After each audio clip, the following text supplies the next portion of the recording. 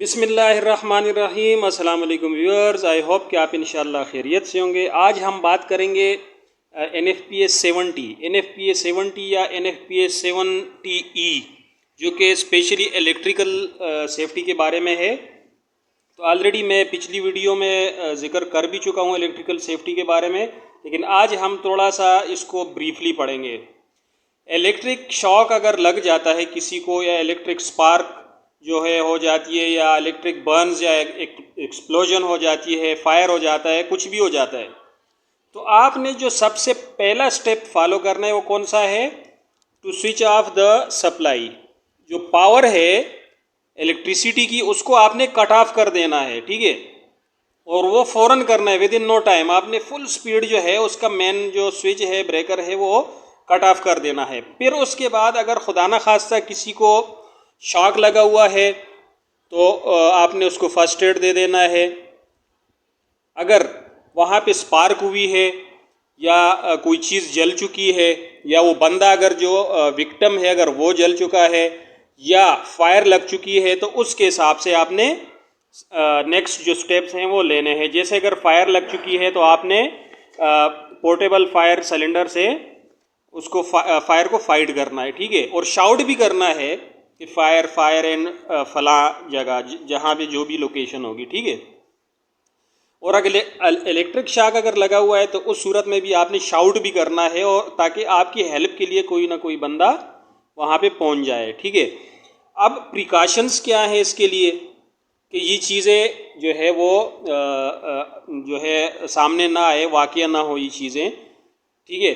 Precautions ये है कि सबसे पहले आपके पास जो टूल्स होते हैं उसमें आपके पास टेस्टर होना चाहिए। आपने अर्थिंग और हर चीज़ चेक करनी है, और उसके अलावा आपने जो है switch off the panels during work. जितने भी पैनल्स हैं, ब्रेकर्स हैं, उनको आपने स्विच ऑफ पोजीशन पे रखना है जब आप काम कर रहे हों, ठीक है। उसके बाद आपने क्या करना है? Remove your ring and rest watch. आपने जो अब रिंग या रेस्ट वॉच पहनी हुई है उसको आपने बिल्कुल ही रिमूव कर देना है, हटा देना है हाथ से, ठीक है।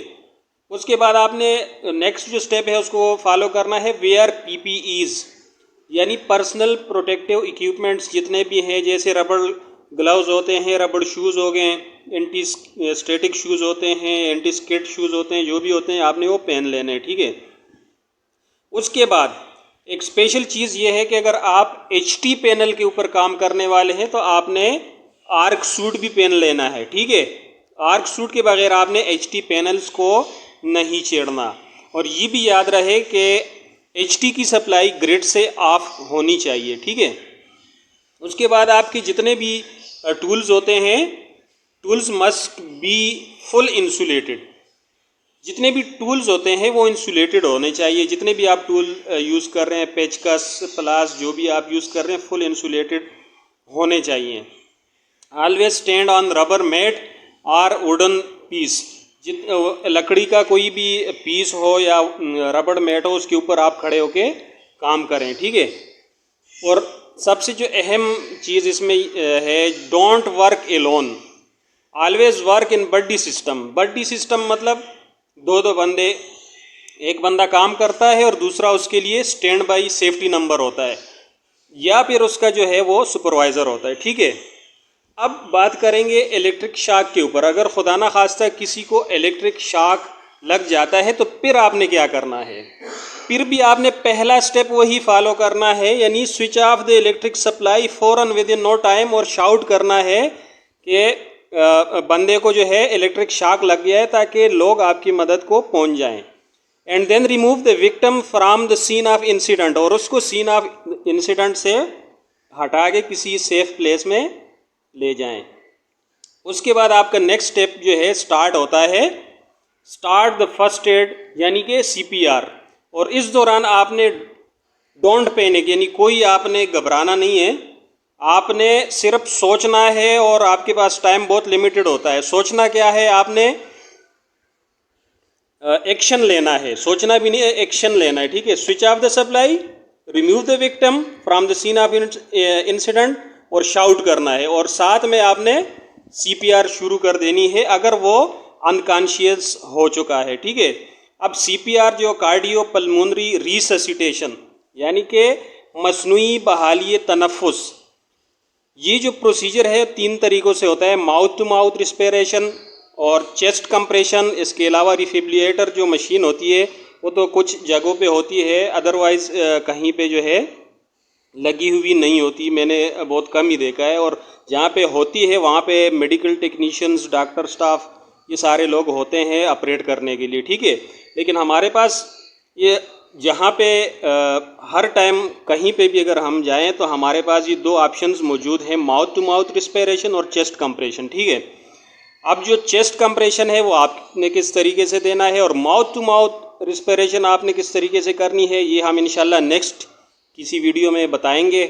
पहले भी मैं इसके ऊपर तकरीबन 1.5 साल पहले एक वीडियो बना भी चुका हूँ, लेकिन अगेन इसके ऊपर हम इंशाल्लाह एक जो है वीडियो बना लेंगे, ठीक है।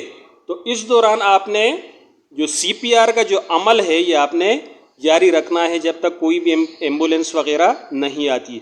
और दूसरी सबसे अहम बात मैं आपको ये बताऊं, CPR के अलावा उस बंदे के जो जिस्म है उसको आपने ठंडा नहीं होने देना, ठीक है। उसके ऊपर एक कंबल डाल देना है, फुल जो हीटिंग एक कमरा है उसमें उसको लिटा देना है ताकि उसका जिस्म जो है वो गर्म रहे। अब जिस्म गर्म क्यों रहे, उसकी वजह यह है कि उसका जो खून है वो जाम ना हो जाए, उसकी दिल की धड़कन रुक ना जाए, ठीक है। तो उसके दिल की धड़कन को बहाल करने के लिए और उसके खून की सर्कुलेशन के लिए ये स्टेप्स इंतहाई ज़रूरी हैं। और दूसरी बात उसमें ये भी आप ऐड कर सकते हैं कि उसकी जो हथेलियाँ हैं हाथ की और पाँव की वो भी आप रगड़ते रहें ताकि उसका जो जिस्म है वो वार्म अप कंडीशन में रहे, उसको ठंडा नहीं होने देना है, ठीक है। अब ये तो थी कुछ स्टेप्स इलेक्ट्रिसिटी के हवाले से, और प्रिकॉशनरी जो एक्शंस हैं या इलेक्ट्रिक शॉक लगने के बाद आपने CPR जो है वो देना है या फर्स्ट एड किस तरीके से करना है। तो इंशाल्लाह नेक्स्ट वीडियो में हम माउथ टू माउथ रिस्पिरेशन और चेस्ट कंप्रेशन के हवाले से बात